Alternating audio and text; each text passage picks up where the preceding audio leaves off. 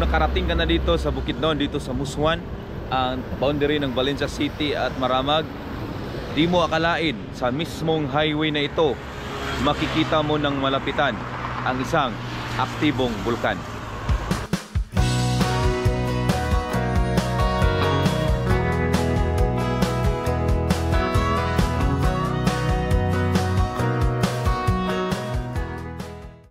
Tinagurian ang Bukidnon as the food basket and the highland paradise in the heart of Mindanao.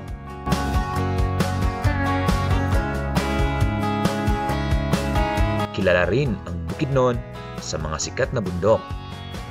Nandyan ang Mount Dulang-Dulang na pangalawa lang naman sa pinakamataas na bundok sa buong Pilipinas.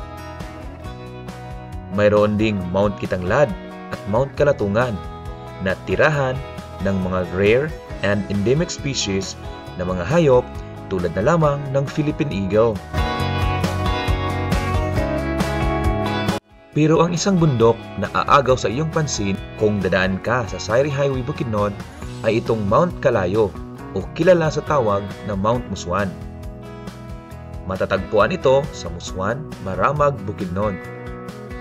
Ang base ng Mount Muswan ay may sukat na 3 kilometers at ang bundok na ito ay may taas na 646 meters above sea level na mas mataas sa pinakamataas na gusali sa Pilipinas, ang Grand Hyatt Manila.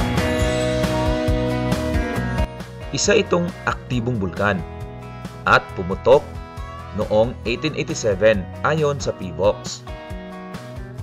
Mayroong 24 na aktibong bulkan ang Pilipinas base sa record ng Philippine Institute of Volcanology and Seismology.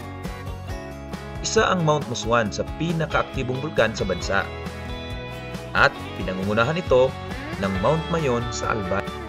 Ang Mount Muswan ang pinakaaktibong bulkan dito sa Bukidnon.